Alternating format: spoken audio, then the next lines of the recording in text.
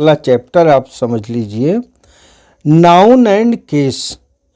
Noun क्या होता है, उसका केस क्या होता है, तो इसको हम समझेंगे।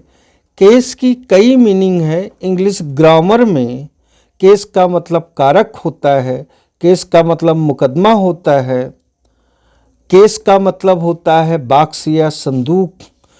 तो ग्रामर यहाँ हम पढ़ रहे हैं, यहाँ केस का क्या मतलब होता है, इस पर हमें थोड़ा डिस्कस करना है। जैसे हिंदी और संस्कृत जो कि हमारी मातृभाषा है, हमारे देश की भाषा है ये, तो उसमें तमाम कारक आप पढ़ते हैं। कर्ता ने कर्म को करण से अपादान संप्रदान। वैसे ही इंग्लिश में 4 प्रकार के केस हैं। केस का मतलब है कि नाउन को 4 रूप में प्रयोग करते हैं आप। केस का यही तात्पर्य है कि नाउन को कब आप जो है वो कर्ता के रूप में यूज करते हैं। तो जब नाउन कर्ता का स्वरूप धारण करता है तो ये बोला जाता है कि वो नॉमिनेटिव केस में है, यानी कर्ता कारक के रूप में है नाउन। उस जगह पर उस सेंटेंस में वो कौन सा कारक है, कर्ता कारक है, यानी कर्ता का रोल प्ले कर रहा है। जब वही नाउन या प्रोनाउन, नाउन के साथ प्रोनाउन भी, जब वो ऑब्जेक्ट का कार्य करता है किसी वर्ब का, तो बोला जाता है कि वो नाउन या प्रोनाउन ऑब्जेक्टिव केस के रूप में प्रयोग किया गया है। सरल अर्थों में कि वो नाउन या प्रोनाउन ऑब्जेक्ट बन गया है। ऐसे ही पॉजेसिव केस, जब संबंध या अधिकार की बात एक नाउन के दूसरे नाउन के प्रति की जाए तो वो नाउन उस जगह पर पॉजेसिव केस के रूप में यूज होता है। अधिकार या संबंध बताने वाला नाउन बन जाता है। ये नाउन का तीसरा रूप है, तीसरा वेश है, तीसरा डिस्गाइज है नाउन का। डिस्गाइज मीन्स होता है वेश। तो नाउन के विविध रूप, जैसे एक स्टूडेंट घर पर बॉय रहता है या कोई चाइल्ड है, तो वो सामान्य कपड़े पहनता है, स्कूल जाता है, तो उसकी यूनिफॉर्म हो जाती है, लेकिन स्टूडेंट वही है, वही आगे डॉक्टर इंजीनियर बनता है, तो डॉक्टर के रूप में उसका एक प्रोन अलग हो जाता है। वही मजिस्ट्रेट बनता है तो उसका एक डिस्टिंक्ट एप्रॉन होता है, वो यूज करता है, लेकिन है तो एक ही कैंडिडेट। ऐसे ही नाउन के विविध रूप क्या है, नाउन के भेष क्या है, नाउन के डिस्गाइज क्या है। चौथा है वोकेटिव केस, जिसको आप कहते हो संबोधन कारक। तो एक एक की हम स्टडी करेंगे। नाउन एंड केस में हमने लिखा है 1 nominative case, 2 objective case, 3 possessive case और 4th जो है वोकेटिव केस।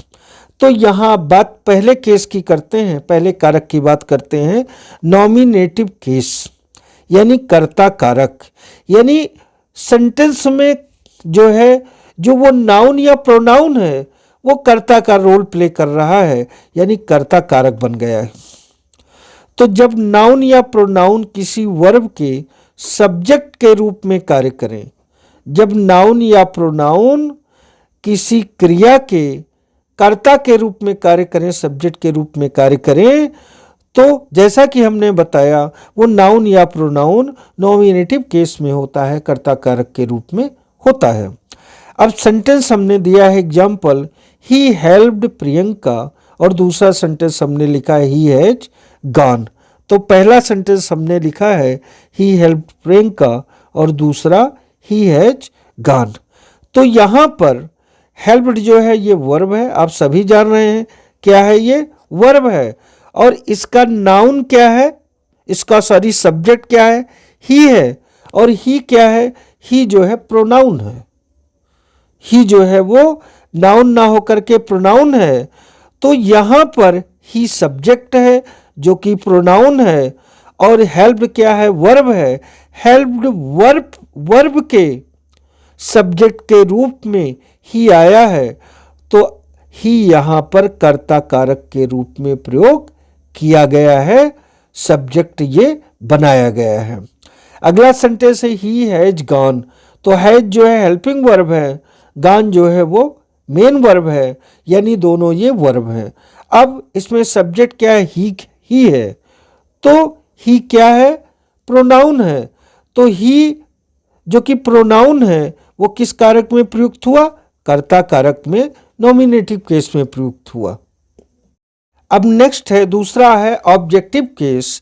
तो ऑब्जेक्टिव केस क्या है, यानी हिंदी इसकी होती है कर्म कारक। ध्यान रहे हिंदी और संस्कृत में 7-8 कारक हैं, शायद 7 कारक हैं, और इंग्लिश में सिर्फ 4 कारक हैं। तो जब नाउन या प्रोनाउन किसी वर्ब के ऑब्जेक्ट के रूप में प्रयुक्त हों तो वो किस कारक में होते हैं, कर्म कारक के रूप में होते हैं। सीधा सीधा मतलब है कि जब कोई नाउन या प्रोनाउन किसी सेंटेंस में कर्म का रोल ऑब्जेक्ट के रूप में प्रयुक्त हो, यानी ऑब्जेक्ट का रोल प्ले करे, तो ये कहा जाता है कि वो नाउन या प्रोनाउन ऑब्जेक्टिव केस में है। यानी किस मोड में है, ऑब्जेक्ट के मोड में है। जैसे आप कहते हैं मोबाइल में इस लैंडस्केप मोड में कर दीजिए, तो 4 मोड हैं, वहां पर वो नाउन या प्रोनाउन ऑब्जेक्टिव मोड में होता है, ऑब्जेक्टिव केस में होता है, कर्म कारक के रूप में होता है। हमने एग्जाम्पल दिया है, यू टीच हर। तो इसमें ऑब्जेक्ट क्या है, हर है, वर्ब क्या है, टीच है। टीच आप पढ़ाते हो तो किसको पढ़ाते हो, हर, उसको। तो टीच क्या है, टीच है वर्ब, और इस टीच जो कि वर्ब है इसका ऑब्जेक्ट क्या है, हर। हर क्या है, नाउन है कि प्रोनाउन है, हर है प्रोनाउन। तो यहां पर हर जो कि प्रोनाउन है ऑब्जेक्टिव केस के रूप में आया है, ऑब्जेक्टिव केस में है। तीसरा है पजेसिव केस, यानी संबंध कारक, पजेशन। ये जब नाउन किसी अन्य नाउन के साथ संबंध अथवा अधिकार प्रदर्शित करे, एक नाउन दूसरे नाउन के साथ रिश्ता प्रदर्शित करे या दूसरे पर अधिकार शो करे, तो वो नाउन किस मोड में होता है, किस केस में होता है, पजेसिव केस में होता है। जैसे आपने कहा दिस इज मोहन्स बुक, तो यहां पर मोहन भी क्या है, मोहन क्या है, ये है नाउन, और बुक भी क्या है, नाउन है। दोनों नाउन है, बुक भी नाउन है और मोहन भी नाउन है, ये हमने दोनों लिख दिया। दोनों नाउन है, तो पहला नाउन है मोहन, दूसरा नाउन है बुक। अब मोहन का बुक के साथ रिश्ता है, बुक पर मोहन का अधिकार है, किसकी पुस्तक है, मोहन की है। तो यहां पर एपोस्ट्रॉफी यस बोलते हैं जिसको आप कहते हो, लगा करके इस पुस्तक का मोहन के साथ रिश्ता दिखाया गया।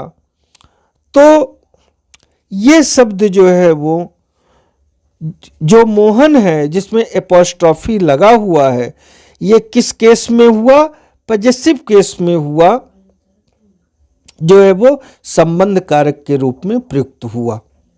चौथा है, फोर्थ है वो कैटिव केस, जिसको हिंदी में आप कहते हो संबोधन कारक।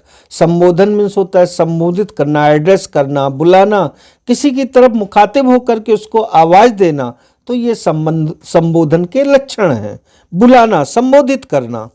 तो जब किसी नाउन को संबोधित किया जाए तो वो नाउन जो है, फिर से देखिए, जब किसी नाउन को संबोधित किया जाए तो वो नाउन क्या होता है, संबोधन कारक के रूप में होता है।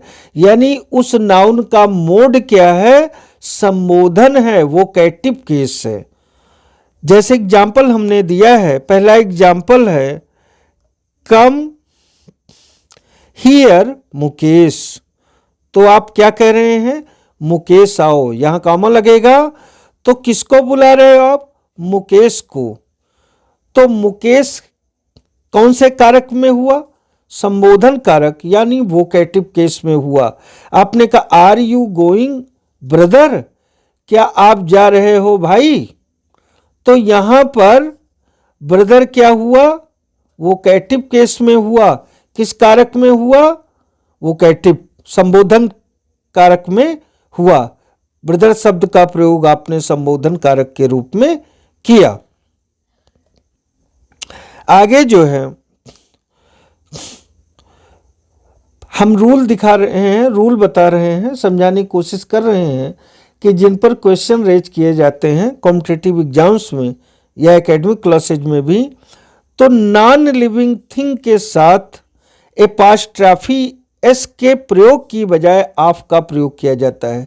यानी आप यदि निर्जीव वस्तु है, क्या है, नॉन लिविंग थिंग हो, कैसी वस्तु, नॉन लिविंग थिंग, तो उसके साथ में आप जो है वो एपॉस्ट्रॉफी एस का प्रयोग ना करें, बल्कि उसके साथ ऑफ का प्रयोग करें। एपॉस्ट्रॉफी एस का प्रयोग लिविंग थिंग के साथ में होता है और नॉन लिविंग थिंग्स के साथ में अपवादिक अर्थों में होता है, सामान्य अर्थ में नहीं होता है।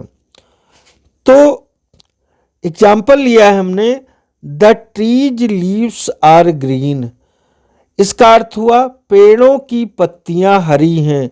तो यहां क्या किया आपने, ट्रीज लीव्स लिखा, यानी ट्रीज ये जो है वो संबंध कारक में है। तो यहां पर जो ये संबंध कारक है ट्रीज, यहां ट्रीज ना लिख करके एपॉस्ट्रॉफी एस ना लगा करके इसका जो चिन्ह होता है संबोधन कारक, वो संबंध कारक का संबंध कारक संबोधन अगर निकल गया हो मुंह से तो इसको आप संबंध कारक समझें। तो यहां पर आप जो है वो लिखेंगे the leaves of tree are green, यानी क्या कर देंगे आप का प्रयोग कर देंगे।